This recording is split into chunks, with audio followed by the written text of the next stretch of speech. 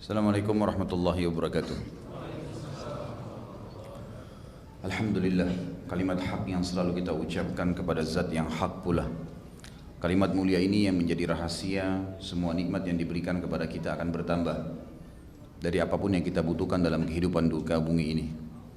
Maka sangat wajar kalau kita selalu memuji Tuhan kita Allah dengan kalimat Alhamdulillah. Juga kita banyakkan salam hormat kita kepada manusia terbaik. Berbahagialah orang yang menjadi pengikut manusia ini, karena dia akan punya panduan hidup, tahu mana agama yang harus dia jalankan, mematuhi Sang Pencipta Allah, mengetahui mana yang dibolehkan dan mana yang dilarang, dan tentu saja pada saat meninggal dia akan masuk ke dalam surga. Manusia terbaik ini adalah Nabi besar Muhammad sallallahu alaihi wasallam, dan kita harus selalu memberikan salam hormat kepada beliau karena Allah dan Sang Pencipta sebagai Sang Pencipta dan juga malaikat sering atau selalu memberikan salam hormat kepadanya. Seperti biasa teman-teman sekalian, melanjutkan bahasan dosa besar, dan malam ini kita masuk dosa besar ke-25, bunuh diri. Dosa besar ini seperti biasa saya akan berikan kronologisnya terlebih dahulu.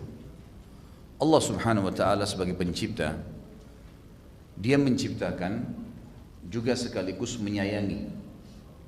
Allah subhanahu wa ta'ala sangat lembut, sangat baik, sangat penyayang, dan banyak hadis yang berhubungan dengan masalah itu. Hadis yang sudah masyhur di mana Nabi SAW pernah melewati seorang ibu yang sedang menyusui bayinya di pinggir kota Madinah. Lalu Nabi SAW mengatakan, apakah ada seseorang di antara kalian kepada para sahabatnya yang bisa merampas anak itu dari ibunya? Maka para sahabat mengatakan, tentu tidak ada ya Rasulullah. Ibu itu pasti akan marah, dia akan membela anaknya. Kata Nabi SAW, demi zat yang ubun-ubunku dalam genggamannya, maksudnya demi Allah, Tuhan kalian Allah lebih sayang kepada kalian daripada ibu itu kepada anaknya. Bagaimana Allah tidak sayang kepada kita teman-teman sekalian? Berapa banyak waktu yang kita luangkan untuknya, dan berapa banyak nikmat yang dia berikan kepada kita. Satu hari Allah cuma minta kita sholat 5 waktu yang diwajibkan. 5 waktu ini dari 24 jam yang disiapkan, hanya kita luangkan, anggap satu sholat 10 menit misalnya, cuma 50 menit, anggap 20 menit. Kalaupun ada orang 1 jam sholatnya misal, ini sudah luar biasa. Berarti 5 waktu sholat cuma 5 jam yang dipakai, masih ada 19 jam yang lain. Allah subhanahu wa ta'ala meminta dari kita hal yang kecil, hal yang sedikit, diberikan balasan yang besar. Selalu begitu. Kita untuk bertambah nikmat hanya disuruh bilang Alhamdulillah, cukup. Allah akan kasih tambahan. Disuruh berpuasa sebulan, dari 1 tahun, Ramadan sebulan, ada 12 bulan setahun, 11 bulannya enggak ada kewajiban puasa. Sunnah iya, tapi kita bicara hal yang wajib. Artinya sunnah masih pilihan, gitu kan. Sedikit kita beramal, balasannya besar. Sedikit waktu yang kita luangkan, Allah subhanahu wa ta'ala meluangkan waktu yang banyak. Hadis qudsi yang masyhur, tidak ada seorang hamba yang mendekatkan diri kepadaku dengan atau sejengkal kecuali aku mendekat diri kepadanya dengan sehasta. Kalau dia sehasta maka saya sedepa. Kalau dia berjalan saya berlari. Allah subhanahu wa ta'ala selalu begitu. Seorang hamba berbuat dosa 50 tahun maksiat, 70 tahun maksiat, taubat beberapa detik sebelum meninggal diampuni dosanya. Tidak ada yang mengalahkan rahmatnya Allah subhanahu wa ta'ala. Bahkan Allah sangat gembira dengan taubat hambanya. Dengan taubat hambanya. Allah subhanahu wa ta'ala menciptakan kita teman-teman sekalian, sekaligus menyuruh kita untuk merawat diri kita ini.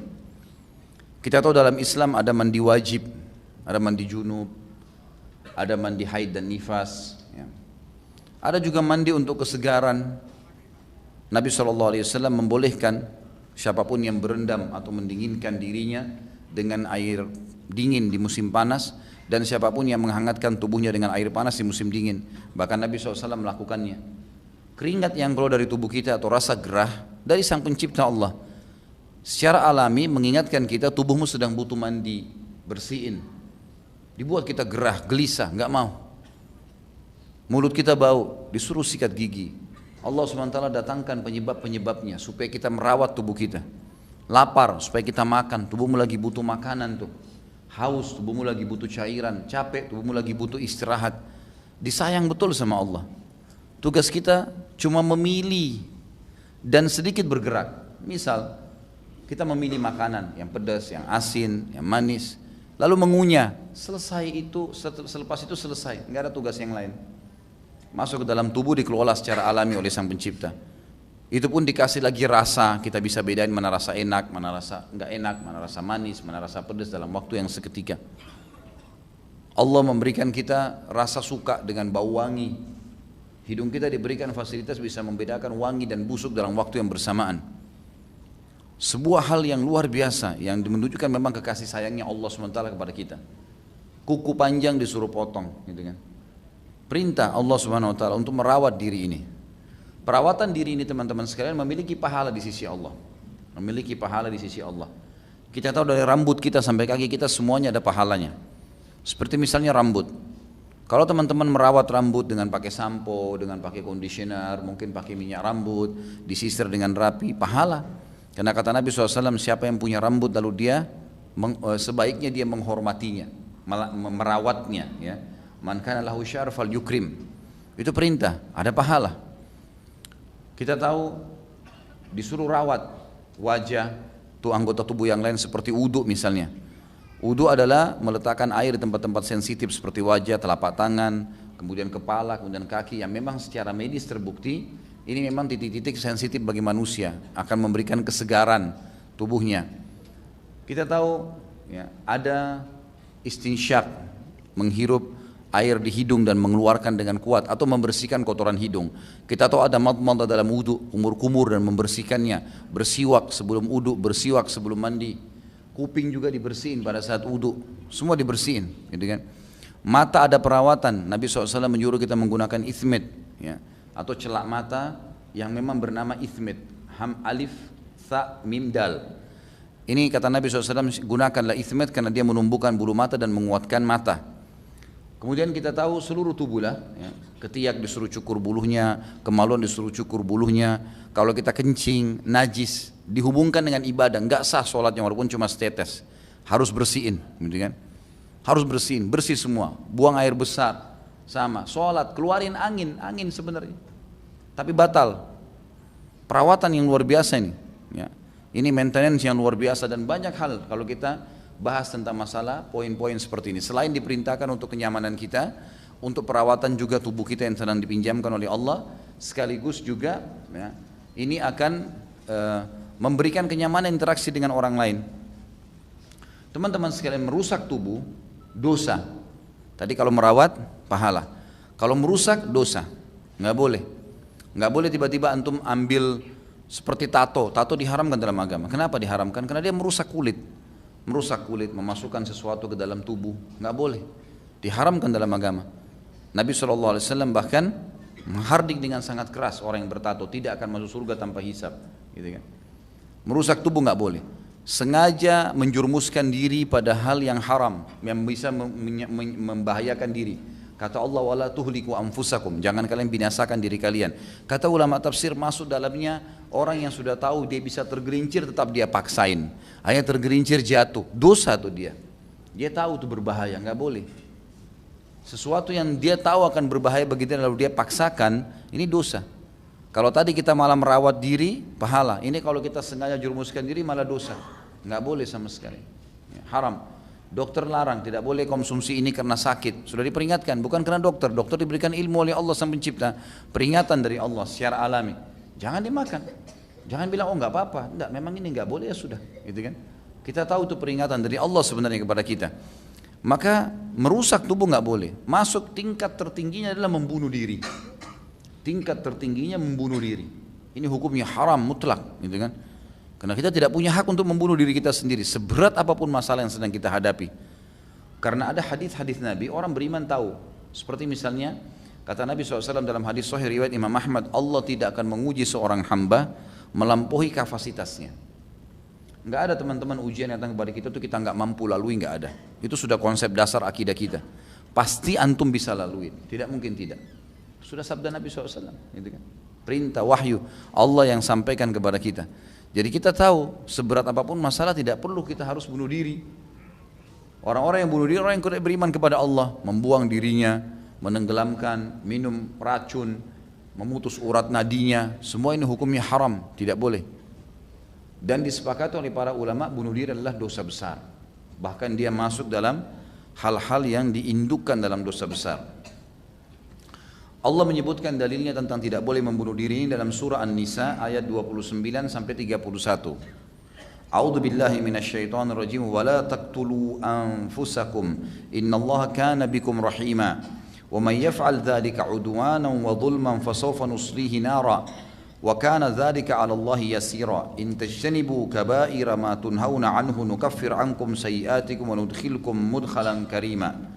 Dan janganlah kalian membunuh diri kalian, sesungguhnya Allah adalah Maha Penyayang terhadap kalian. Dan barang siapa yang berbuat demikian sengaja membunuh dirinya dengan melanggar hak dan aniaya, Allah sudah suruh rawat diri, tidak boleh dirusak, maka kami kelak akan memasukkannya ke dalam neraka. Yang demikian itu adalah mudah bagi Allah jika kamu menjauhi dosa-dosa besar di antara dosa-dosa yang mana kamu dilarang untuk mengerjakannya. Niscaya kami akan menghapuskan kesalahan-kesalahanmu atau dosa-dosa kecilmu, dan kami memasukkan kamu ke tempat yang mulia atau surga. Ayat ini kata ulama, wala taqtulu anfusakum, di potongan pertama ayat, jangan kalian bunuh diri kalian, jangan kalian binasakan diri kalian, masuk dari perkara yang kecil sampai perkara yang besar. Sekecil apapun penyebab kita jadi mati, rusak tubuh kita, dosa. Ulama mengatakan tentu larangan-larangan seperti ini berlaku pada hal-hal yang memang belum ada dalil yang mengkhususkannya. Ini masih umum ya. Seperti kasus kalau kita lagi masuk di kancah peperangan akan jihad, lalu kita menerobos pasukan musuh, akhirnya kan kita jelas akan binasa, kita akan mati. Ini berbeda, ini pengecualian, pengkhususan, karena memang kita disuruh untuk mencari mati syahid itu. Tapi ini orang sengaja balap-balapan, ugal-ugalan, tahu nih kalau jatuh bocor kepalanya, mati, bunuh diri itu, nggak boleh, nggak ada alasan syar'i. Tunjukin kehebatan sama teman-teman, bisa loncat dari sebuah tempat tinggi gara-gara dipuji-puji lalu buang dirinya. Nasib-nasiban mau patah, mau mati. Ini untuk apa? Untuk apa ini? Dan yang sengaja mendorong-dorong dia itu supaya ayo kamu hebat, itu juga termasuk mendapatkan dosa sama karena dia menyebab ya. Ini yang ini dapat dosa bunuh diri, yang ini dapat dosa membunuh orang. Dia penyebabnya. Waktu kita membahas dosa besar kedua masalah membunuh, saya pernah jelaskan. Kita bisa membunuh orang, kadang-kadang kita nggak sadar, seperti suami bisa bunuh istrinya. Ya. Misal ada listrik di rumah terbuka, istri sudah bilang, ini mas, ini ya bang, tolong bantu. Ini listriknya terbuka, nanti saya sama anak-anak kesetrum. Oh ya nanti, suaminya bilang. Pergi, lalu kemudian istrinya habis ngepel, nggak sengaja kesentuh, mati, kesetrum, mati. Suaminya dapat dosa membunuh tuh. Kewajiban dia. Istri juga bisa membunuh suaminya. Makanan sudah rusak, jelas nggak boleh dimakan, daripada dibuang makan aja deh, dikasih makan suaminya, keracunan mati, istrinya dapat dosa itu, membunuh. Jadi hati-hati, ini semua bisa masuk kepada hal-hal. Jadi tidak selamanya harus nusuk orang, tidak selamanya juga bunuh diri, nusuk diri sendiri, tapi ugal-ugalan dalam hal-hal yang tidak ada gunanya, maka itu juga termasuk membunuh diri. Nggak boleh sama sekali, nggak boleh ya. Ada ajalnya. Bahkan kata Nabi SAW, teman-teman sekalian, dalam sebuah hadis, jangan kalian berharap mati. Kita tahu kita akan mati, tapi jangan berharap mati gara-gara cobaan, mati aja deh. Jangan. Kata Nabi SAW, jangan. Kalau kalian betul-betul memang sudah tidak tahan dengan sebuah cobaan, ucapkan, ya Allah, hidupkan saya kalau hidup lebih baik, matikan saya kalau mati lebih baik. Ada ucapan santunnya. Jadi kita harus tahu, orang beriman tahu teman-teman, cobaan itu bisa kita lewatin. Bisa kita lewatin, bukan tidak bisa. Dan cobaan itu akan datang peninggian derajat, pengampunan dosa, dan banyak hal-hal poin yang pernah saya jelaskan akan manfaatnya cobaan-cobaan yang datang kepada kita. Jadi jangan pernah bunuh diri teman-teman, karena hal yang sekecil apapun bisa menjadi penyebab, dan dosa itu sudah mati kemudian dosa, dan bunuh diri dosa besar. Hati-hati, berarti akan ada azab kubur, akan memberatkan timbangan dosa pada hari kiamat, ada kemungkinan besar akan masuk ke neraka. Karena sulit mempertemukan antara dosa bunuh diri dengan amal-amal ibadah yang kita kerjain, bisa saja dia jauh lebih berat daripada amal ibadah kita. Maka jangan menganggap remeh, ya, jangan menganggap remeh masalah dosa seperti ini. Yang kedua, beliau mengangkat ayat Al-Quran dalam surah Furqan. Imam Adz-Dzahabi mengangkat surah Al-Furqan ayat 68. Sebelumnya dulu, dalam ayat yang pertama tadi, surah An-Nisa ini, ada perkataan Allah Subhanahu wa taala, "Innallaha kana bikum rahima." Sesungguhnya Allah sangat penyayang dengan kalian.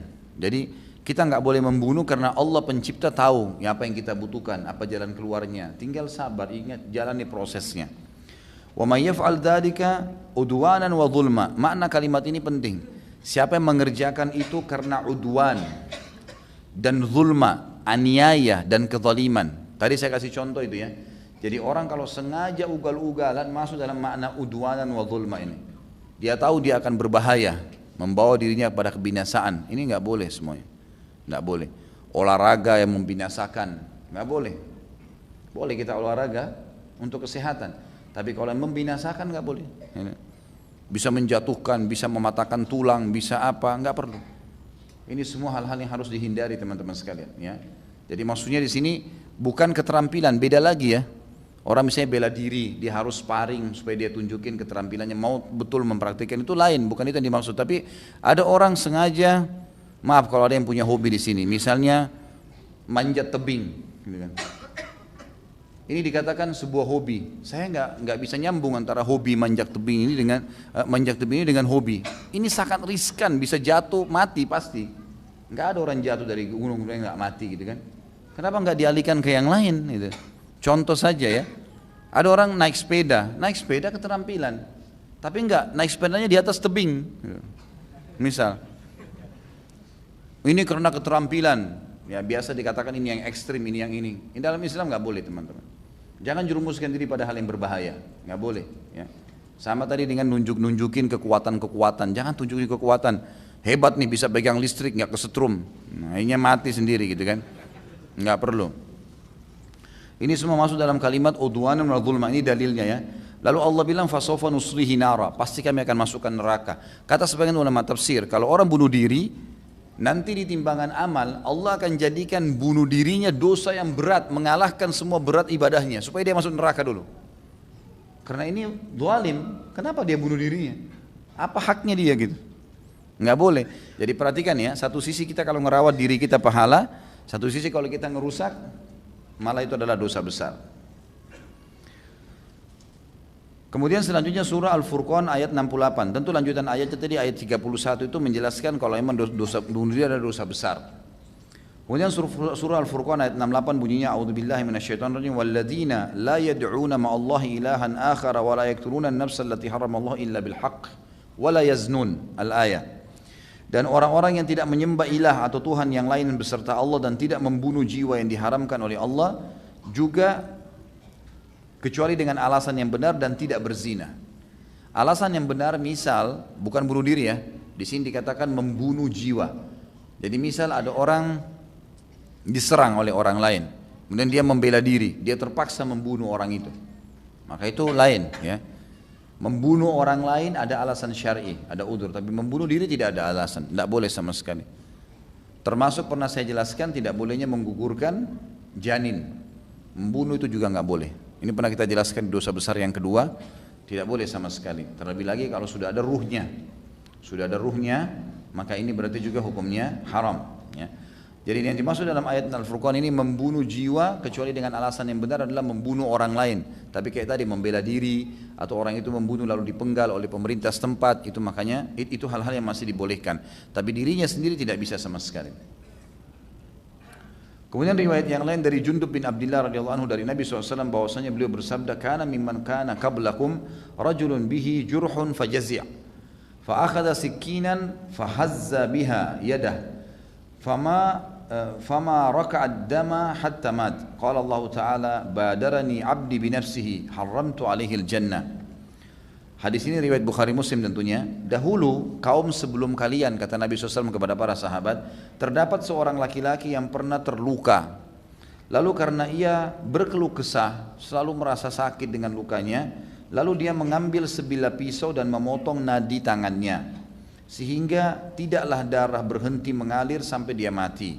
Maka Allah Azza wa Jalla berfirman kepada hamba itu, "Hambaku ini mendahuluiku dengan membunuh dirinya, maka karena perbuatannya aku haramkan baginya surga." Aku haramkan baginya surga. Jadi nggak boleh, nggak ada hak kita. Jadi teman-teman jangan merasa punya hak Di diri kita tidak punya hak, di anak kita tidak punya hak, di pasangan hidup kita tidak punya hak. Mereka cuman orang-orang yang Allah hubungkan dengan kita secara sistem yang dibuat oleh Sang Pencipta. Oh ini suami kamu, ini istri kamu, ini anak kamu, ini orang tua kamu, ini saudara kamu. Kita nggak punya pilihan sebenarnya di situ, termasuk dengan diri kita sendiri. Kita nggak punya pilihan, bahkan kita tidak bisa merawat diri kita. Kalau kita mau rawat diri kita sendiri teman-teman sekalian, biaya satu hari itu berapa? Oksigennya, airnya, ya. Kalori yang harus masuk ke dalam tubuh dalam pengelolaan di tubuh kita, pembakarannya, itu tidak bisa dinilai, susah dinilai itu. Kita kalau sesak napas berapa tabung oksigen yang harus kita bayar di rumah sakit? Perawatan tubuh kita sendiri kita nggak bisa penuhi teman-teman sekalian. Dalam sehari, kebutuhan kita sendiri. Allah Azza wa Jalla memenuhi dan kita dimanja sekali, cuma sedikit apa yang harus kita lakukan, tidak lebih daripada itu. Kita tinggal tahu, berusaha, hasilnya serahkan kepada Allah. Udah. Masih ingat kisah yang orang datang kepada Syekh di Saudi yang dia bilang miskin kan? Masih ingat nggak? Akhirnya Syekh mengatakan, kau orang kaya. Dia bilang, enggak, saya orang miskin. Kata Syekhnya, kau orang kaya. Dia sendiri mengatakan, bagaimana Syekh, saya lebih tahu keadaan saya. Kata Syekhnya, di tubuhmu semua ini ada miliaran real. Gitu kan? Matamu harganya mahal, telingamu harganya mahal, jari-jarimu mahal, semuanya mahal. Keluar sana, tinggal cari makan dan minum. Kenapa harus rewel gitu? Karena semua sudah disiapin sama Allah SWT. Oksigen saking mudahnya sampai kita tidak tahu nilainya berapa kali kita hirup gitu kan. Dan tidak bayar, gratis. Maka luar biasa bagaimana perhatian Allah. Jadi tidak boleh bunuh diri teman-teman sekalian, ya. Dan ini lucunya, ini kadang-kadang kalau orang bunuh diri selalu kasusnya karena hal-hal yang sepele ya. Karena putus cinta, ya. Karena putus kerjaan, sesuatu yang tidak perlu gitu, ya. Tidak perlu. Maka ini sebaiknya dihindari semuanya. Riwayat yang lain diangkat oleh beliau adalah hadis tentang siksaan orang yang membunuh dirinya, riwayat Bukhari Muslim. Dari Abu Hurairah anhu bahwasanya Rasulullah SAW bersabda, man qatala nafsahu bihadidatin fahadidatuhu fi yadihi yatawajja biha fi batnihi fi nari jahannam khalidan mukhalladan fiha abada. Wa man qatala nafsahu bisummin fasummuhu fi yadihi yatahassahu fi nari jahannam khalidan mukhalladan fiha abada. Barang siapa yang membunuh dirinya dengan sebatang besi, maka besi itu dia tusuk dengan besi, pisau, apa sajalah besi yang dipakai, maka besi yang di tangannya tersebut akan memasuki, ya, yang akan memasukinya ke dalam perutnya di neraka jahanam. Maksudnya akan terus dipakai tusuk dia tusuk sendiri dirinya di neraka jahanam sebagai siksaan di perut yang dia pernah tusuk sebelumnya, dan dia akan kekal dalam api neraka tersebut selama-lamanya. Dan barang siapa yang membunuh dirinya dengan racun, maka racunnya akan ada di tangannya yang terus dia akan teguk racun tersebut sebagai azab siksaan di neraka jahanam dalam keadaan kekal selama-lamanya, ya, di dalam neraka itu. Sebagian ulama hadis mengatakan, ada yang berpendapat ya, kalau Imam Adz-Dzahabi mengambil bunuh diri adalah dosa besar. Tapi ada ulama yang berpendapat bunuh diri ini bukan cuma sekedar dosa besar, sampai pada tingkat kekufuran. Kenapa tingkat kekufuran? Karena hadis yang mengancam tentang kekal di neraka hanya orang kafir, hanya orang munafik, hanya orang musyrik. Sementara di sini dalam hadis dikatakan siapa yang sengaja bunuh dirinya dengan racun, siapa yang sengaja tusuk dirinya, dia akan kekal di api neraka. Hadis Nabi abadan, selamanya. Artinya dia dianggap kufur. Ini ada pendapat ulama berhubungan dengan masalah ini. Paling ringan pendapat Imam Adz-Dzahabi sebenarnya, kalau dia dosa besar dan itu cukup berat. Dan cukuplah tadi pendapat mengatakan kalau orang bunuh diri, Allah Azza wa Jalla akan buat dosa bunuh dirinya akan lebih berat daripada semua amal yang pernah dia kerjakan. Berapa tahun pun dia beribadah, akan hilang semuanya. Misal ada orang 50 tahun beribadah, umur 51 langsung bunuh diri, maka cukup 1 menit 2 menit dia tusuk dirinya itu, Allah jadikan mengalahkan semua 50 tahun ibadahnya agar dia masuk neraka dulu.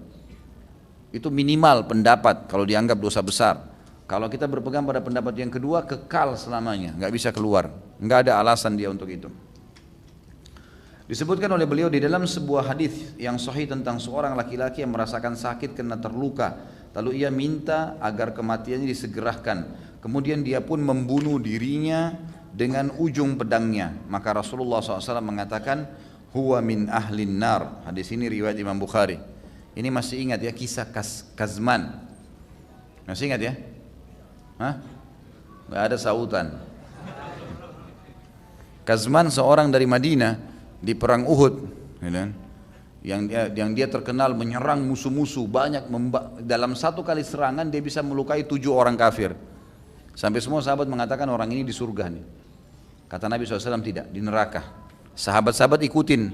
Ternyata pada saat dia lagi hadapin satu musuh, ada yang tebas pahanya berdarah. Karena sobekannya besar, berdarah, dia kesakitan, dia ke pinggir medan perang, lalu kemudian dia tusuk dirinya sendiri. Dia bunuh diri. Lalu dia mengatakan, saya berperang untuk kaum saya. Maka para sahabat tahu akhirnya kenapa Nabi SAW mengatakan orang ini di neraka, karena dia bunuh diri. Padahal tadinya dia hebat sekali nih kalau dipandang, kalau dia betul-betul niat ikhlas sebagai orang beriman, luar biasa itu. Melukai orang kafir saja, apalagi sampai membunuhnya di kancah peperangan, tidak akan menyatukan kita dengan dia di neraka. Kata Nabi SAW, 2 orang mukmin dan orang kafir yang ketemu di kancah peperangan, yang satu sama lain saling membunuh, tidak akan bertemu di neraka. Maksudnya kalau si kafir membunuh si muslimnya pasti masuk surga. Kalau si muslim membunuh si kafir, maka kafir akan masuk neraka dan muslim tidak akan pernah masuk neraka selamanya.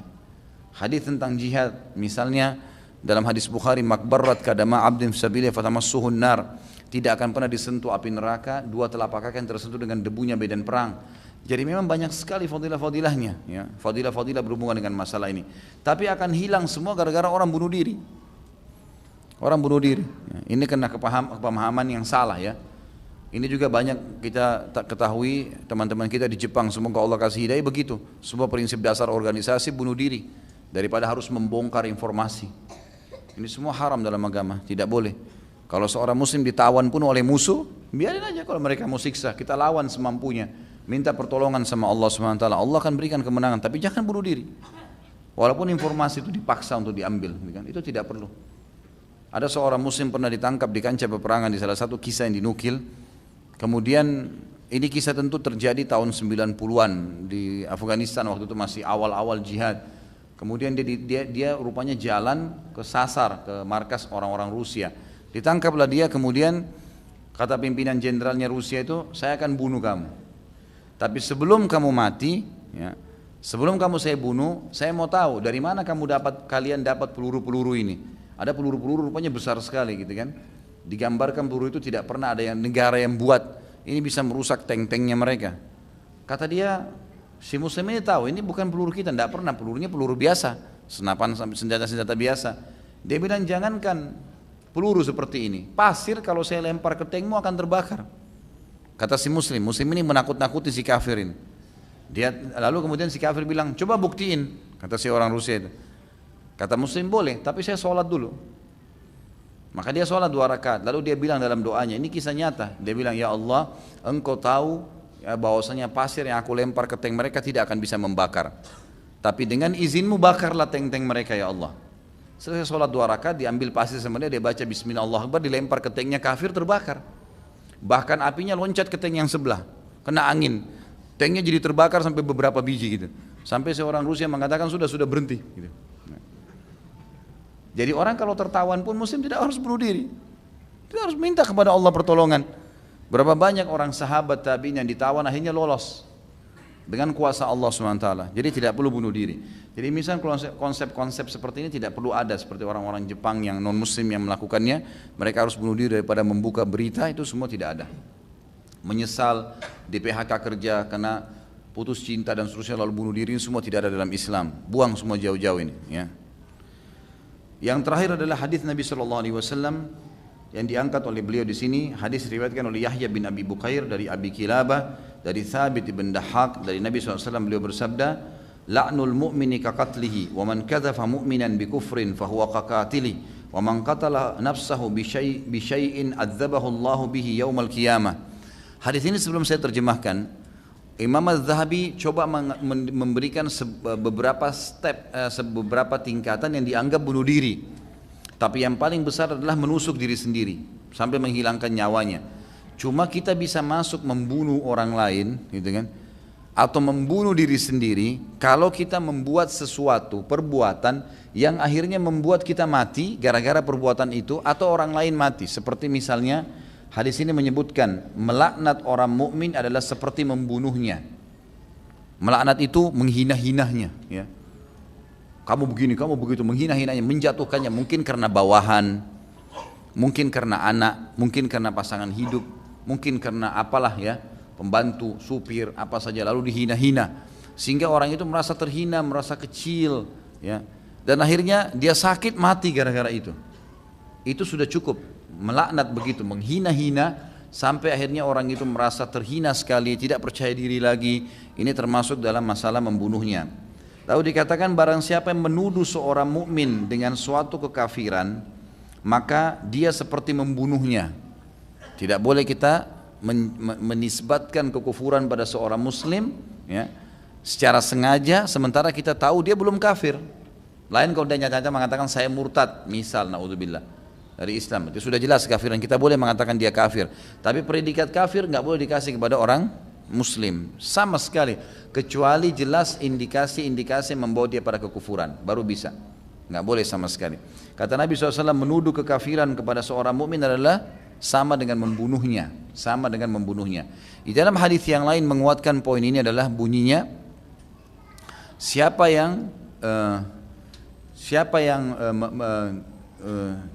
hadis yang lain menyebutkan tentang masalah siapa yang menuduh kekufuran pada saudaranya muslim, maka kalimat kufur itu akan kembali kepada salah satunya. Kalau orang yang sedang dituduh itu benar kafir, maka akan kembali kepada dia, ke kalimat kufuran. Kalau yang dituduhkan tidak benar, akan kembali kepada pengucapnya. Jadi kita nggak boleh gunakan kata-kata kafir selama dia syahadat muslim. Salah, ada kekeliruannya, kita katakan begitu, ada kekeliruan. Oh ini salah, ini keliru. Dan adabnya Nabi SAW kalau meluruskan tidak menyebutkan nama ya, disebutkan dengan cara-cara yang baik. Kemudian di lanjutan hadis dikatakan, dan barang siapa yang membunuh dirinya dengan sesuatu, maka dia akan diazab dengan sesuatu itu pada hari kiamat. Kata ulama hadis artinya tambahan dari siksaan yang ada ya, memang siksaan yang sudah ada dari api neraka, dari cambukan, dari segala, ditambahkan lagi dengan benda yang dia pakai menyiksa. Allah Azza wa Jalla akan ciptakan benda yang serupa tapi sesuai dengan poster tubuh dia pada hari kiamat, karena orang yang di neraka nanti tubuhnya besar gitu kan, tubuhnya besar. Sampai kata Nabi SAW, sungguh gigi gerahamnya orang kafir di neraka itu seperti gunung Uhud gitu kan. Gigi gerahamnya seperti gunung Uhud, bagaimana tubuhnya? Kata Nabi SAW, seseorang demi zat yang tubuhku dalam genggamannya ya, atau demi Allah lah, Nabi SAW bersumpah, sesungguhnya salah seorang dari umatku akan disiksa di neraka karena dosanya sampai tubuhnya menjadi salah satu sudut neraka. Memang jadi besar sekali tubuhnya pada saat itu.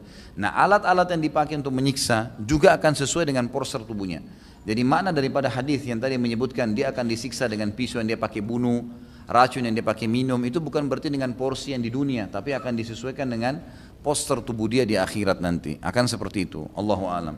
Jadi hadis ini menyimpulkan kepada kita teman-teman sekalian tentang bahayanya seseorang itu bunuh diri, dan kita harus menghindari apapun yang berhubungan atau membawa kita sampai pada tingkatan itu, sekecil apapun sampai sebesar apapun, diri kita dan juga orang lain. Dan ingat, selama kita merawat diri maka kita akan panen pahala. Sampai ulama mengatakan sebagai kata penutup dari saya, kalau ada seseorang meninggal dunia teman-teman sekalian, kemudian dalam kondisi sehat ya, kulitnya terawat, rambutnya terawat, walaupun memang ada proses, misalnya keriput, misalnya rambutnya putih, ada proses ke situ, tapi dia memang merawatnya selama dunia dan dia merawat itu. Antum sekarang kalau mandi, niatnya mandi karena Allah suruh rawat, ada pahalanya. Bukan cuma mandi oh karena saya gerah, cuma sekedar menghilangkan gerah, sayang, niatkan untuk ibadah, maka Allah akan berikan pahala. Terbalik, kalau antum sengaja memukul diri, sengaja mencoret, sengaja apa, itu semua adalah perbuatan-perbuatan yang haram.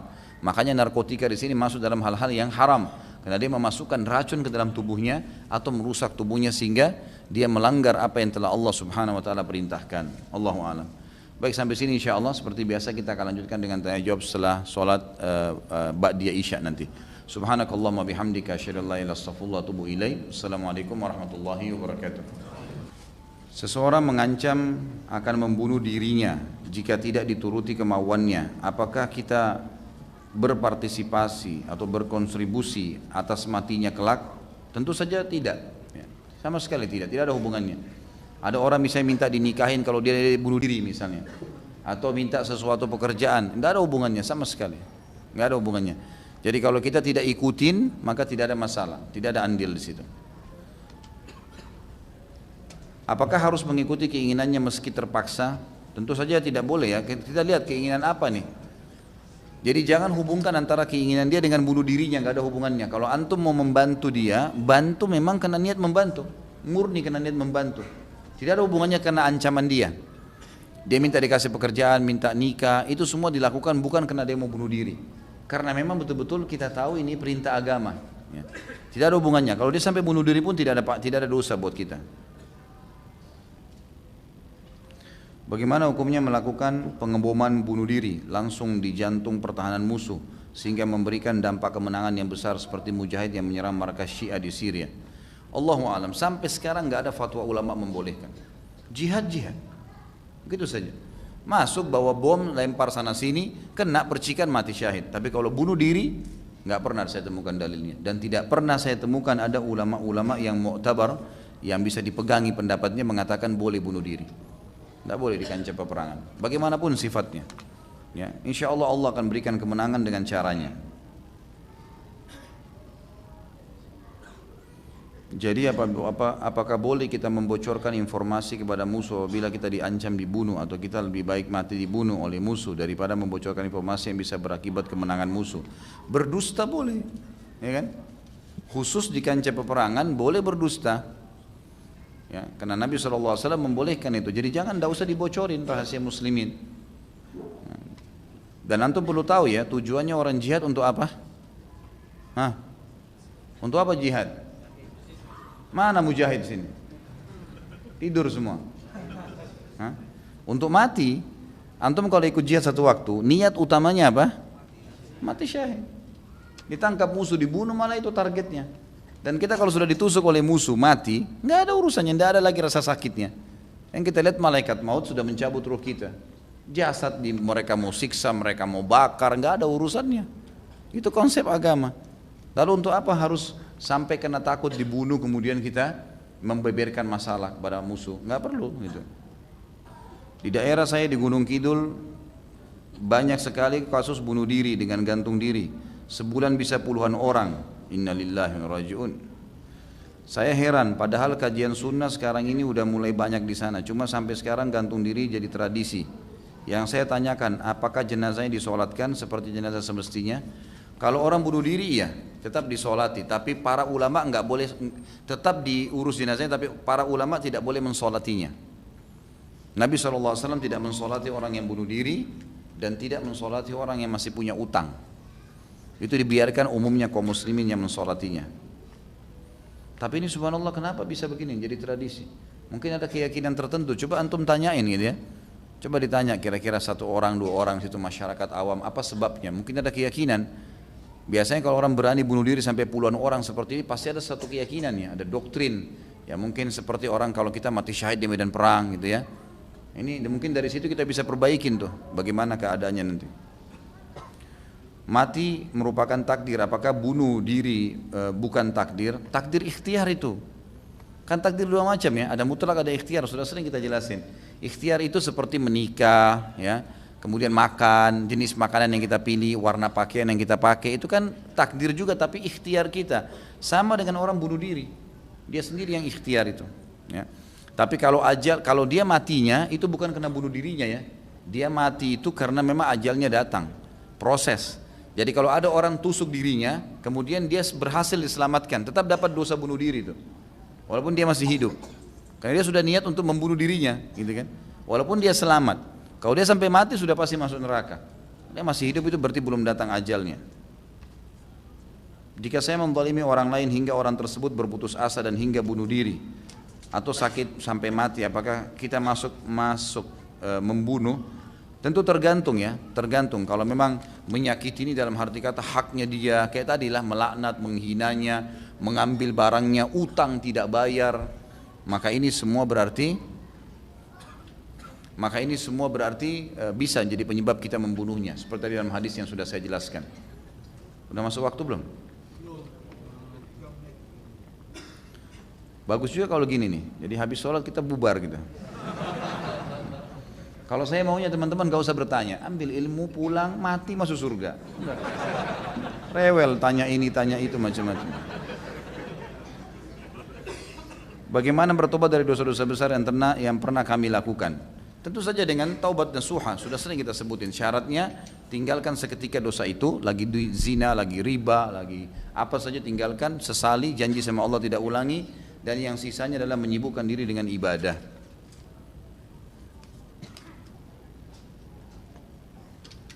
Assalamualaikum warahmatullahi wabarakatuh. Alhamdulillah wassalatu wassalamu ala Rasulillah. Segala puji bagi Allah Subhanahu wa taala, juga salawat dan taslim besar Muhammad sallallahu alaihi wasallam. Teman-teman, saya berharap ke depannya kalau bertanya sesuai dengan tema supaya saya tidak usah sortir-sortir lagi ya. Ini soalnya kalau temanya di luar tema kesian teman-teman yang butuh informasi tentang sesuai dengan tema malah tertunda ya. Menggunakan penumbuh rambut pada kepala yang botak, apakah termasuk perawatan badan? Bolehkah dalam Islam? Boleh saja. Perawatan, masuk dalam perawatan, tidak ada masalah. Di zaman Nabi SAW, rambut yang sudah uban pun disuruh oleh Nabi SAW mewarnainya. Banyak riwayat yang menjelaskan masalah itu. Digunakan warna merah atau kecoklat-coklatan gitu kan. Jadi insya Allah nggak ada masalah. Itu masih boleh. Sebagaimana ulama juga membolehkan kalau gigi seseorang copot lalu dia menggunakan gigi palsu gitu kan. Selama bahan-bahannya halal maka tidak ada masalah. Tapi tidak boleh menggunakan, karena gigi itu diperlukan untuk makan, maka dia boleh menggunakan yang palsu, karena kalau tidak dia nggak bisa mengunyah misalnya. Tapi ini tidak berlaku pada rambut ya, tidak boleh menggunakan wig. Jadi dibiarkan saja. Kalau gundul ya sudah terima gitu. Kenapa rewel? Takut nggak laku? Nggak ada masalah insya Allah. Saya dan keluarga baru mengenal sunnah, mohon doanya dari Ustaz dan para hadirin agar saya dan keluarga menjadi keluarga yang soleh dan soleha, beragama sesuai Al-Quran dan sunnah. Insya Allah mudah-mudahan. Apakah benar Nabi Muhammad SAW berambut panjang? Mengapa di antara kita tidak ada yang memanjangkan rambutnya atas nama sunnah? Jadi ada hal-hal yang berhubungan dengan Nabi SAW dikenal dengan jibiliyah, sesuatu yang harus ada pada Nabi, seperti tubuh yang kekar, warna kulit yang putih, rambut yang hitam lebat berombak, gitu kan? Ini semua adalah jibiliyah dan banyak yang lainnya, seperti beliau kalau jalan seperti turun dari bukit. Itu adalah sesuatu yang memang ada di fisik Nabi SAW. Ini bukan bagian dari syariat.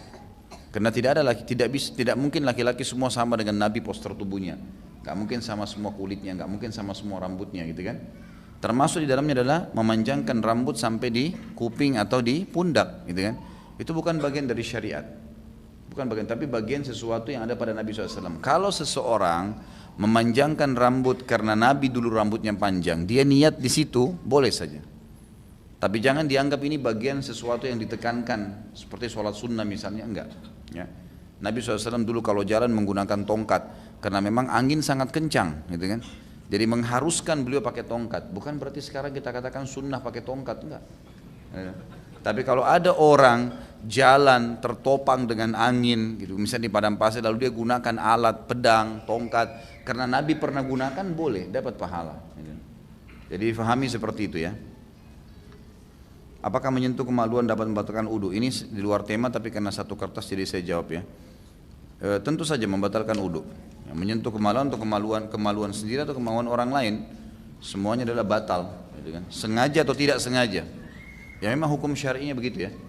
Jadi memang harus begitu difahami. Jadi sengaja atau tidak sengaja maka semua pasti akan batal. Ya. Bagaimana dengan tanda hitam di dahi? Apakah termasuk merusak tubuh? Bagaimana dengan aborsi karena kasus pemerkosaan? Jadi kalau tanda hitam di dahi, teman-teman sekalian, adalah ayat Al-Quran surah Al-Fatih. Ya. Surah Al-Fatih. Kalau antum betul-betul alami sujudnya sesuai dengan Nabi SAW perintahkan, kata beliau dalam hadis, umirtu an asjuda li sab'ati a'dha. Saya diperintahkan sujud dengan 7 anggota tubuh, gitu kan? Nomor 1 dahi sama hidung, baru 2 telapak tangan, 2 lutut, 2 telapak kaki. Memang dahi tersentuh di tanah dan otomatis hitam. Orang kalau lama, memang niatnya ikhlas kepada Allah, sujud lama maka akan hitam. Otomatis itu. Ya, itu otomatis. Maka ini adalah simbol yang disebutkan dalam surah Al-Fatih ayat 29. Ya. Ayat 4 surah nomor 48 ayat 29 ini menjelaskan tentang masalah itu. Masalah kasus ya, masalah kasus orang sengaja, maka itu adalah perbuatan yang salah ya. Seperti ada tokoh-tokoh Syiah memang terbongkar itu di Iran, mereka sengaja letakkan batu panas supaya hitam dahinya gitu kan. Dan kemudian ada juga orang yang seperti kaum Khawarij ya. Sebagian kaum Khawarij yang seperti yang membunuh Ali bin Abi Thalib radhiyallahu anhu itu dahinya hitam gitu kan. Karena di zaman dulu kalau sujudnya di tanah, mereka nggak punya alas karpet kayak kita sekarang gitu kan. Maka itu ada memang, tapi itu bukan berarti mencoreng kehormatan dan kesucian orang yang punya dahi hitam. Perhatikan surah Al-Fatih berbunyi A'udzubillahi minasyaitonirrajim, Muhammadur Rasulullah ayat 29. Walladzina ma'ahu asyiddu 'alal kufari rahama'u bainahum tarahum ruk'an sujjadan yabtaguna fadlan minallahi wa ridwana simahum fi wujuhihim min atharis sujud. Gitu kan? Al-ayah. Muhammad adalah benar-benar utusan Allah dan yang bersamanya para sahabat, mereka sangat tegas terhadap orang kafir dan mereka berkasih sayang di antara mereka. Kalian melihat mereka, ciri-cirinya Nabi dan para sahabat selalu ruku, sujud mencari karunia Tuhannya. Perhatikan kalimat ruku, sujud, ada sujud ya. Maka kalian melihat di wajah mereka karena sujud tadi tanda-tanda sujud. Apa itu? Dahinya hitam. Otomatis itu. Dan itu Allah SWT berikan kepada seseorang mukmin. Yang penting dia jaga, dia kontrol, jangan sampai dia menjadi orang-orang yang sombong dengan itu misalnya atau riya ya. Kalau aborsi karena kasus pemerkosaan juga tidak boleh. Tidak boleh, kecuali kata ulama, pernah saya jelaskan di dosa besar yang kedua ini. Kecuali orang ini memang baru saja diperkosa misalnya, kemudian memang dia langsung diperiksa oleh keluarganya, ditemukan memang masa subur gitu kan. Memang masa subur, dikhawatirkan hamil, lalu dia minum obat-obat yang bisa menggugurkan, menghilangkan itu. Kehamilan itu nggak masalah. Ya, kalau awal-awal. Tapi kalau sudah hamil nggak boleh. Sudah itu memang diambil, diterima dan anak itu dibesarkan, karena itu tidak ada dosanya. Apakah orang yang bunuh diri bisa dianggap kafir walaupun orang itu semasa hidupnya ibadahnya luar biasa? Karena bunuh diri dalam kategori dosa besar. Bagaimana menyikapi ini Ustaz? Sebenarnya tidak bisa ketemu antara orang rajin ibadah dengan bunuh diri ya. Jauh sekali sebenarnya. Karena kalau orang rutin ibadah, dia nggak akan bunuh diri. Rajinnya ibadah seseorang itu berarti dekatnya dengan Allah, adanya ilmu. Saya yakin mereka tidak akan bunuh diri. Mungkin kalau orang ini hanya sekedar ibadah, ya ibadah secukupnya. Kemudian nanti dia putus asa, syaitan goda dia sehingga dia bunuh diri, mungkin. Allahu a'lam, bisa terjadi, gitu kan? Tapi kalau orang ini bunuh diri tidak dikatakan kafir, kalau Imam Adz-Dzahabi tadi ya. Tapi ada tadi saya bilang pendapat sebagian ulama memang yang mengatakan bisa masuk dalam kategori kafir karena dia dikekalkan di api neraka. Tapi ini pendapat khilaf di antara ulama. Paling ringan pendapat Imam Adz-Dzahabi yang mengatakan dia dosa besar. Apa hukumnya bagi orang memang tidak tahu agama Islam seperti orang primitif, apakah dia masuk neraka? Tentu ini akan diuji oleh Allah SWT pada hari kiamat. Akan diuji oleh Allah SWT pada hari kiamat. Caranya ada sebuah hadis. Kalau teman-teman ikutin ceramah saya di YouTube tentang surga dan neraka, di bahasan akhir-akhir bab tentang neraka itu ada penjelasan. Ada penjelasan di situ. Penjelasannya adalah Allah Azza wa Jalla akan mendatangkan orang-orang seperti ini dan diuji oleh Allah pada hari kiamat. Disuruh loncat ke neraka. Disuruh loncat ke neraka. Nanti siapapun yang patuh sama Allah dilempar ke dalam api neraka. Kata Nabi SAW, demi Allah dia tidak akan rasakan panasnya neraka. Karena cuma ujian. Patuh enggak? Kalau pada saat itu orang sudah tahu ini Tuhan Allah misalnya, kemudian disuruh perintah dia tidak mau jalankan, berarti sudah jelas walaupun di dunia dia akan kufur gitu kan. Nah orang yang patuh loncatkan dirinya ke neraka, maka dia tidak akan dibakar oleh api neraka tersebut, kata Nabi SAW. Dan dia berarti masuk dalam surga, berarti dia masih fitrahnya. Tapi orang-orang yang membangkang pada saat itu berarti kalaupun di dunia dia dikembalikan tetap dia akan membangkang, maka ini akan masuk ke neraka.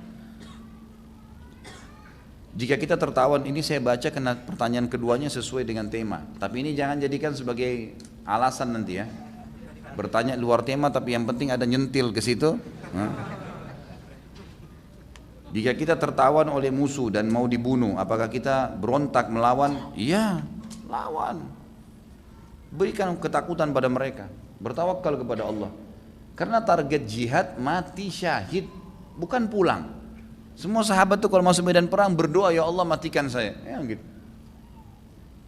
Jadi memang targetnya mati. Jadi melawan, nggak masalah, lawan saja.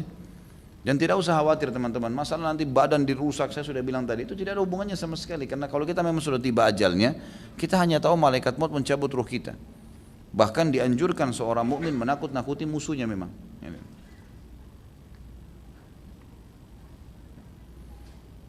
Ini juga sama, pertanyaan pertama tidak sesuai tema, kedua sesuai dengan tema. Bagaimana jika pembalap liar mati karena balapannya? Apakah mati syahid atau mati bunuh diri, Ustaz? Bunuh diri lah. Ini yang bertanya suka balap memang. Hah? Ya jelas lah ya, dia mati bunuh diri, ya, otomatis itu. Walaupun memang ada hadis yang menjelaskan orang yang terjungkal dari tunggangannya berarti mati syahid ya. Tapi ini ulama bahas, bukan berarti orang yang mabuk-mabukan, orang yang ugal-ugalan, itu tidak, atau sengaja merampok, kemudian tabrakan. Gitu kan. Kemarin saya dengar ada jenis perampokan yang model baru. Jadi kalau tengah malam di Sulawesi Selatan saya dengarnya kemarin, pas ibu saya kebetulan mau ke satu daerah, terus diingatkan oleh sepupu-sepupunya sekarang lagi ada masalah nih. Jadi ada beberapa daerah kalau dilewatin di malam hari, mereka tuh sengaja melemparkan tubuhnya ke jalanan, tiba-tiba, sehingga orang pasti rem mati mobilnya gitu kan, tiba-tiba direm. Nah, pada saat itulah mereka langsung merampok. Jadi ini resiko, bisa diinjak mobil, bisa dilidas gitu. Tapi mereka buat seperti itulah. Karena kalau ditahan biasa nggak mungkin gitu.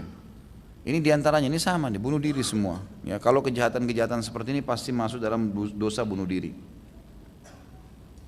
Bagaimana dengan kondisi sakit yang divonis oleh dokter tidak ada harapan lagi dan hidupnya hanya membutuhkan alat-alat perpanjang hidupnya, apakah harus dicopot?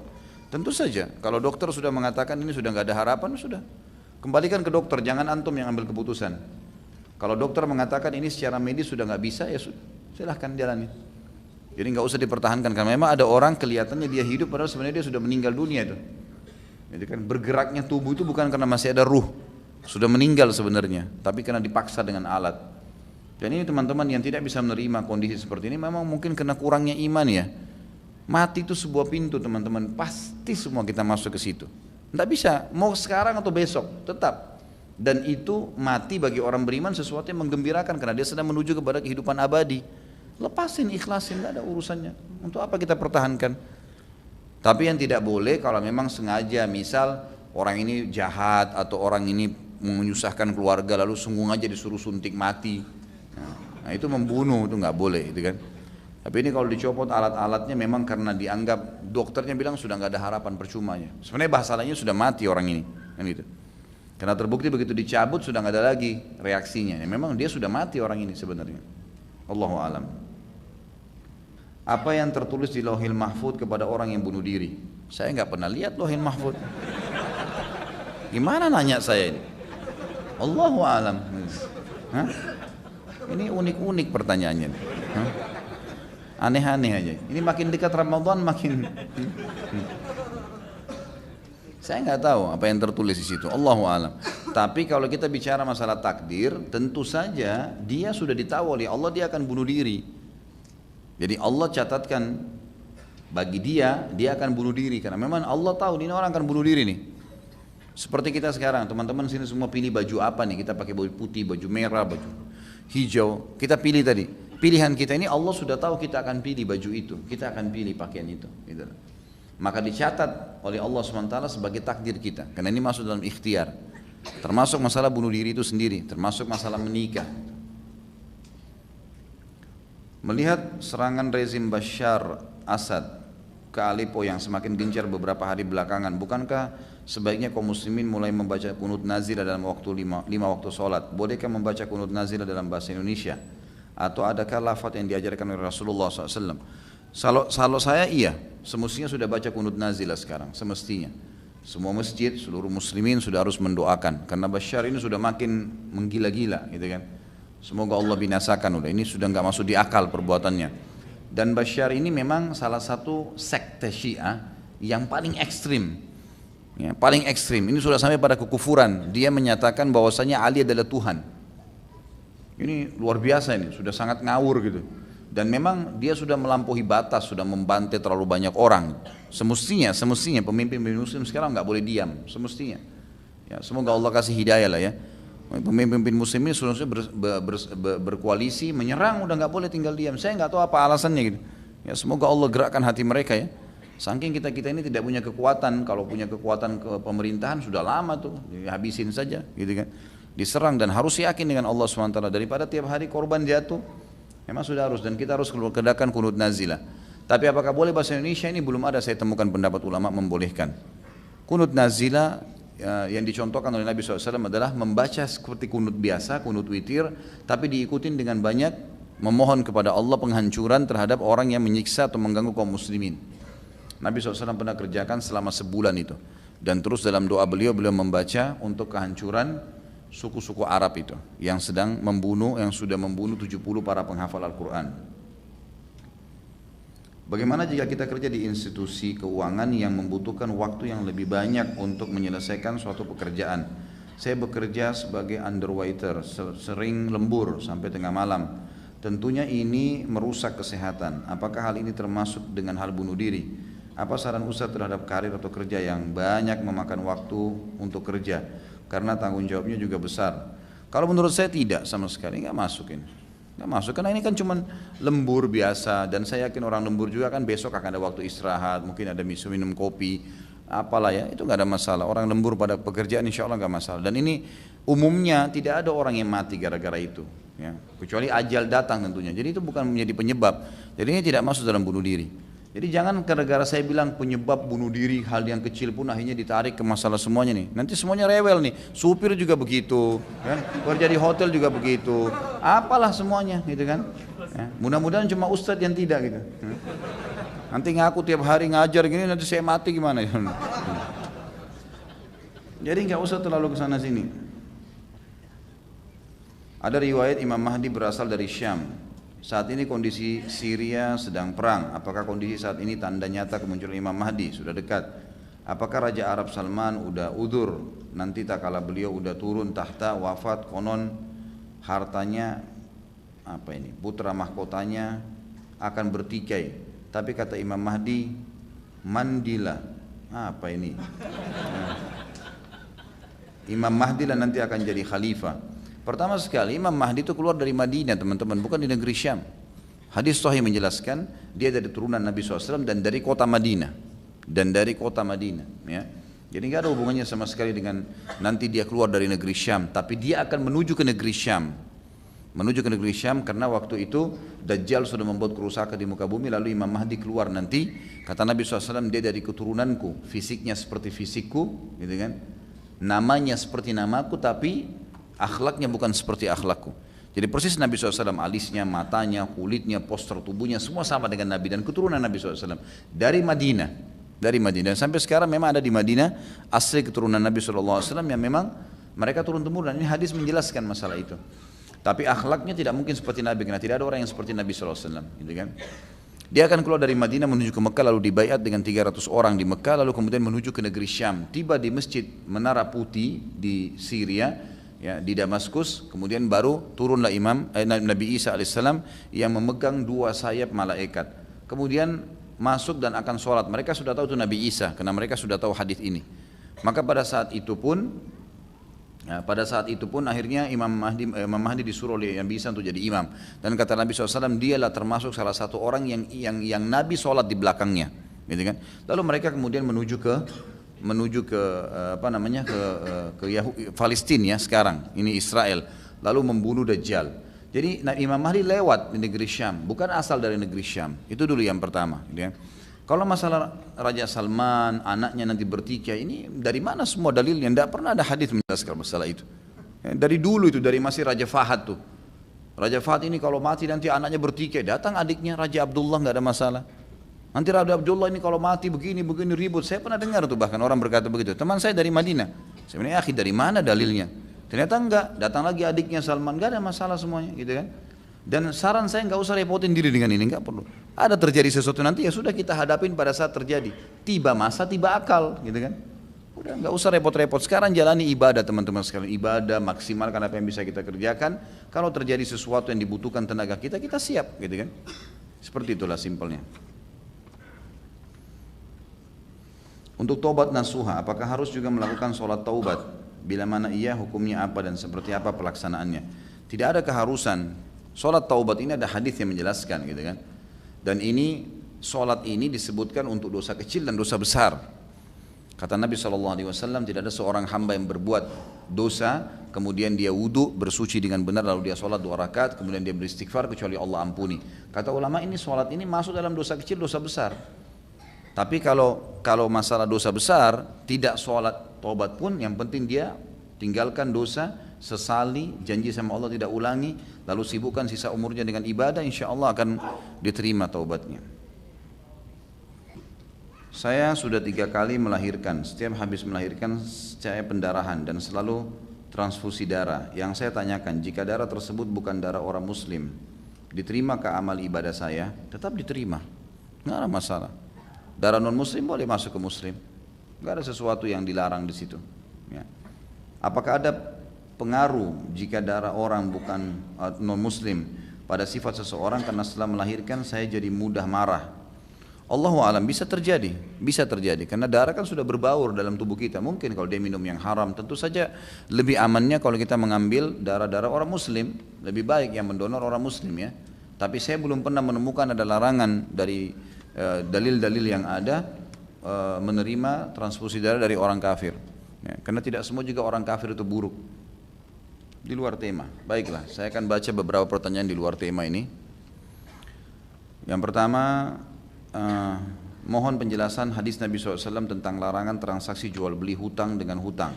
Apakah sanadnya sahih? Jawabannya iya. Ya. Saya pernah memesan ke penjahit untuk dibuatkan sebuah baju dan saya berjanji akan membayar setelah baju tersebut jadi. Dalam transaksi ini belum ada uang dan belum ada barang. Apakah ini termasuk dalam larangan hadis? Tidak termasuk tentunya, karena kita lagi mesan. Mesan itu bukan sesuatu utang itu. Lain, beda dengan itu ya. Beda dengan apa yang dimaksud. Kalau dimaksud dalam larangan, misal contoh ada orang, saya utang dengan seseorang, saya belum punya produknya, lalu saya tawarkan kepada orang lain produk ini seakan-akan ada sama saya, padahal sebenarnya tidak ada sama saya gitu kan. Lalu orang itu saya berikan kesempatan untuk utang, saya pun utang sama orang ini, tidak ada produk, ini cuma sekedar akad mulut saja, maka ini yang tidak boleh. Ini yang tidak boleh. Produk kan harus dimiliki dulu ya. Jika kita tidak sempat melaksanakan sholat qobliyah subuh, apakah dibolehkan untuk laksanakan sholat sunnah 2 rakaat setelah sholat subuh? Ada ulama yang mengatakan boleh kalau sunnatul fajr, tapi lebih afdolnya dikerjakan sebelum duha. Nabi SAW pernah mengerjakan sunnatul fajr pada saat matahari sudah terbit. Apa yang harus saya lakukan? Saya bingung. Saya mengetahui tetangga saya melakukan hal yang tidak benar atau zina. Mereka mengaku menikah, sebenarnya tidak. Saya mengetahui dari curhatan sang wanitanya. Dosakah saya karena menyembunyikannya dari tetangga lain, pemilik rumah kami masih menyewa rumah dengan pemilik yang sama. Saya sudah nasihati tapi belum ada perubahan. Hal ini sudah 1 tahun. Apa saya harus pindah rumah dan rumah sewa tersebut? Lalu bagaimana? Saya mohon sarannya Ustaz. Saran saya pindah rumah. Kalau sudah nasihatin tidak mau, pindah rumah. Kalau mau lebih baik, sampaikan kepada pemilik rumah dulu. Ini sebenarnya mereka belum menikah, saya tahunya dari penyampaian begini-begini. Kalau dia bilang saya nggak mau pusing lah, biarin aja sesuai dengan pengakuan mereka, ya sudah. Lebih baik Anda yang pindah. Ya, lebih baik kita pindah karena bertetangga dengan orang yang bermaksiat ini berbahaya, karena kalau datang hukuman Allah bisa kena kita juga. Lebih baik kita menghindar. Akan datang tahun-tahun manusia penuh tipu daya, para pendusta dipercaya sedangkan orang jujur dianggap pendusta, pengkhianat, diberi amanah. Para Ruwaibidah mulai angkat bicara. Sahabat bertanya, siapa Ruwaibidah itu ya Rasulullah? Kata Nabi SAW, orang dungu yang berbicara tentang urusan orang banyak. Pertanyaannya, apakah sanad ini sahih? Jawabannya iya. Diriwayatkan oleh Hakim dalam kitab Mustadrak ya. Dan ini sudah masuk dalam masa kita sekarang ya. Banyak orang-orang dungu, tidak mengerti agama, bicara, tidak ada ahlinya, tidak ada ilmunya lalu bicara. Ini semua termasuk dalam apa yang dibahas. Apakah cukup dengan membaca bismillah ketika membaca Al-Quran tanpa disertai dengan kalimat isti'adzah? Tentu lebih baik dimulai dengan isti'adzah, lebih baik, tapi tidak berdosa kalau tidak dibaca ya. Karena memang membaca Al-Quran, memulai sesuatu ya, Al-Quran ini dalam baca fisik ya, atau memulai membaca Al-Quran, mengulangi hafalan, baca isti'adzah agar syaitan tidak masuk menggoda di situ. Jika kita sudah mandi junub atau mandi wajib, apakah tidak perlu wudhu lagi untuk melakukan sholat? Ini khilaf di antara ulama. Ada ulama yang mengatakan tidak perlu lagi, tapi tentu ada konsekuensi ya, dengan tidak menyentuh kemaluan, tidak mengeluarkan cairan atau kotoran dari salah satu dari dua dubur, kan gitu. Nah ini semua baru boleh dianggap sah. Saya punya sesuatu yang mengganjal dalam hidup saya pada waktu itu. Apa ini? Pada saat saya sedang kesal kepada ayah saya karena suatu hal, keesokan harinya saya berangkat kerja tanpa menyapa dan pamit kepada ayah saya karena masih merasa kesal dan marah. Siang harinya saya mendapat kabar bahwa ayah saya telah meninggal dunia. Saya belum sempat meminta maaf kepada beliau. Apakah saya anak durhaka? Bagaimana ayah saya di akhirat? Apakah beliau akan ada beban karena saya? Apa yang harus saya lakukan untuk bisa lebih ikhlas? Tentu saja di sini dilihat kekesalannya kenapa ya. Kalau misal contoh, saya mungkin bukan masalah Anda ya, masalah orang lain. Kalau misalnya ayah kita memang pemabuk, ya, seseorang orang yang pemabuk, dia minta duit, kita nggak kasih karena takut dia mabuk, atau dia pejudi. Lalu kita kalau kasih nanti dia berjudi, gitu kan? Lalu kita kesal karena perbuatannya itu, perbuatan maksiatnya kepada Allah. Ini nggak dosa ini, karena kita kesal dia mau melanggar hukum Allah, gitu ya. Tapi kalau misal dia minta tolong apa, dia minta ditemenin, kita lagi buru-buru mau kerja, dia masih minta dilayanin dulu, maka ini kita termasuk durhaka, nggak boleh. Harus dahulukan orang tua, walaupun kita harus dipotong gaji pada hari itu, walaupun harus telat, nggak masalah. Orang tua harus didahulukan, gitu kan. Jadi kita lihat di sini kondisional, dilihat keadaannya. Kalau emang keadaannya karena tadi pelanggaran maksiat yang dia kerjakan, maka ini tidak durhaka insya Allah. Kalau memang masalahnya adalah karena dia tadi butuh sesuatu yang sifatnya duniawi, mubah, dan kita tidak dahulukan, maka kita sebaiknya memperbanyak istighfar kepada Allah dan menambah amal-amal soleh buat beliau. Memohon kepada Allah ampunan agar ayahnya ridho dengan dia. Ana mau tanya hukumnya, ana kerja di hotel, sering tamu kasih uang ke ana, tanpa sebab tamu itu menghampiri ana tiba-tiba kasih uang ke ana. Apakah ana termasuk berkhianat pada perusahaan? Kalau dikasih langsung nggak ada masalah, halal itu. Kayak semacam dikasih tipsnya, kecuali kalau memang ada akad antum dengan perusahaan, dengan pemilik hotel, ya, dengan pemilik tempat toko, ada akad langsung. Semua yang dikasih dalam bentuk tips harus di store.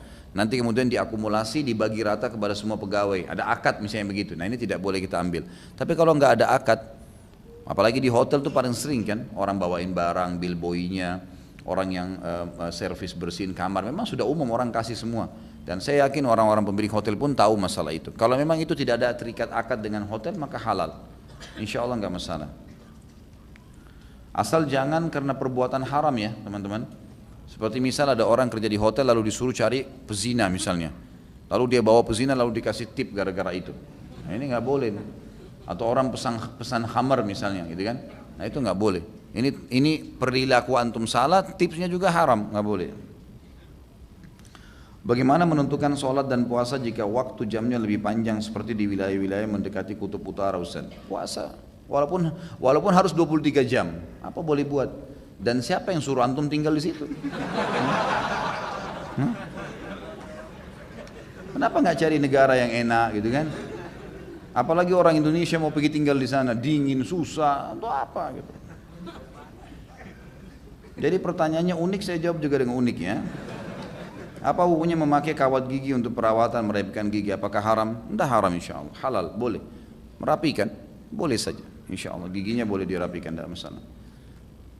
Jika cicilan motor dan rumah menggunakan sistem syar'i, maka jika yang tertanggung tidak bisa melanjutkan cicilannya, pihak pemberi cicilan harus bersikap bagaimana Ustaz? Secara syar'i, apa diminta kembali barangnya atau dikembalikan uangnya? Tentu saja biasanya barang disita, kemudian dilelang, dijual, gitu kan? Berapa laku barang itu, maka diambil haknya bank, diberikan juga haknya orang yang sudah nyicil. Dia udah berapa waktu gitu kan? Nah, itu yang adil, seperti itulah. Bagaimana hukum rambut menghalangi jidat pada saat sujud dan bagaimana hukum menggunakan imamah? Jadi lebih afdal dahi tidak tertutup. Ya, kalau Imam Syafi'i rahimahullah membatalkan sholat. Kalau Imam Syafi'i satu rambut pun turun di dahi antum batal sholatnya, nggak boleh. Tapi jumhur ulama mengatakan tidak. Dahi, gitu kan. Kalau ada kain tersentuh, yang penting ada bagian dahinya tersentuh, maka nggak ada masalah. Misal sebagian dahi tersentuh, yang lainnya nggak ditutup topi, ini nggak masalah. Kalau itu pendapat jumhur ulama. Bagaimana hukum bacaan tasyahud awal dan akhir? Kita sebagai jamaah sudah selesai membaca dua tasyahud, sementara imam belum selesai bacaan. Apa yang harus dibaca oleh jamaah? Di tasyahud akhir, antum baca doa. Boleh baca doa, kan ada 23 macam doa, gitu kan? Dan juga kalau sholat teman-teman sekalian, bacalah dengan tumak nina. Ini unik kalau misalnya makmumnya lebih dulu daripada imam, gitu kan? Biasanya imam lebih dulu, karena imam kan lebih dulu bangun dari sujudnya. Kalau antum lebih dulu selesai, berarti ini harusnya ditambah dengan doa-doa. Kalau tasyahud akhir ya. Kalau tasyahud awal bisa juga antum tambah dengan bacaan salawat. Kan ada bacaan salawat berapa macam ya dalam tasyahud itu. Ada di antaranya selain Allahumma salli ala Muhammadin wa ala ali Muhammadin kama shallaita ala Ibrahim wa ala ali Ibrahim innaka Hamidum Majid. Ini salah satunya. Ada lagi Allahumma salli ala Muhammadin wa azwajihi wa dzurriyyati kama shallaita ala ali Ibrahim innaka Hamidum Majid. Wa barik ala Muhammadin wa azwajihi wa dzurriyyati kama barakta ala Ibrahim kama barakta ala ali Ibrahim innaka Hamidum Majid. Kemudian kita baca doa. Saran saya baca doa lah. Tetangga saya meminjam sejumlah uang ke saya dengan jaminan sepeda motor. Halalkah apabila saya memakai sepeda motor itu ke kantor setiap harinya selama tetangga saya belum mengembalikan uang pinjaman? Nggak boleh, jaminan nggak boleh dipakai. Dari mana hak antum pakai? Kecuali dia bilang, saya pinjam uang 2 juta, motor saya jadikan sebagai jaminan, silakan kalau dipakai. Nah boleh. Karena saya sudah pernah bilang teman-teman, utang dan gadai tidak boleh berharap balasan. Gak bisa, itu memang jasa akhirat sudah. Pinjamin sejuta. Dia kasih jaminan pun kalau perlu nggak usah pakai jaminan, gitu kan? Tapi kalau memang dia kasih jaminannya dalam 1 bulan dia nggak bisa bayar, maka itu berarti digadaikan sama dia, sama saja dia menggadaikan, gitu kan? Kalau utang tanpa jaminan namanya utang murni. Kalau utang dengan jaminan namanya gadai. Gitu. Nah ini berarti dia gadaikan sama saya, dia gadaikan motornya. Karena kalau jatuh tempo sebulan, dia nggak bisa bayar di waktu yang sudah disepakati misalnya sebulan, maka kita punya hak untuk menjual. Boleh kita jual, ambil uang kita 1 juta, sisanya kasih ke dia. Nah, tapi ini tidak boleh ada balasan, tidak boleh ada harapan untuk dibalas ya. Wah ini panjang nih ceritanya. Kalau hukum waris jangan telepon, jangan tanya saya. Ayah mati, kemudian ada saudara mati, ini si fulan mati, banyak ini. Ya. Jadi ini saya sarankan kembali ke Ustadz Nizar Jabal ya. Saya sudah pernah kasih nomornya, memang beliau spesialisnya itu konsultasi tentang masalah warisan. Ya.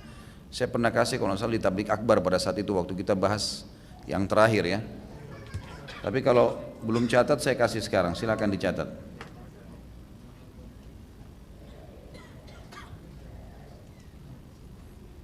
Silakan dicatat ya. Nomornya Ustadz Nizar 087. Sudah belum? 087 883 65 1173. 087 883 65 1173. Ini kalau tidak salah beliau punya kelas pelatihan untuk warisan. Saya sarankan ikhwan dan akhwat ikut itu, bagus sekali. Beliau adakan pelatihan kalau saya tidak salah, itu nanti dalam berapa 3 jam, 4 jam sudah bisa tahu bagaimana membagi warisan. Karena ini memang butuh hitung-hitungan tersendiri ya. Allahu a'lam. Baik, kita berdoa kepada Allah SWT, semoga apa yang kita bahas pada hari ini bermanfaat buat kita semua, jadikan sebagai tambahan amal kita pada hari kiamat. Semoga semua dosa yang pernah kita lakukan dimaafkan oleh Sang Pencipta Allah dan digantikan menjadi pahala. Semua yang belum dapat hidayah dimudahkan dapat hidayah, yang sudah dapat hidayah dimudahkan untuk mengamalkan. Kita selalu mendoakan saudara kita di Palestina, di Syria, di Yaman, di Irak, di Myanmar dan juga di Ahsa yang sedang tertindas. Semoga Allah SWT berikan mereka kemenangan, diikhlaskan niatnya, diterima para syuhada mereka, dan juga Allah muliakan Islam di tangan mereka dan tangan kita semua, dan semoga Allah SWT partisipasikan kita bersama mereka di pahala, baik dengan doa dan harta juga dengan jiwa kita, dan semoga Allah dengan kemahamurahnya menyatukan kita semua di surga firdausnya tanpa hisab. Subhanakallahumma bihamdika asyhadu an la ilaha illallah astaghfirullah wa atubu ilaih. Wassalamualaikum warahmatullahi wabarakatuh.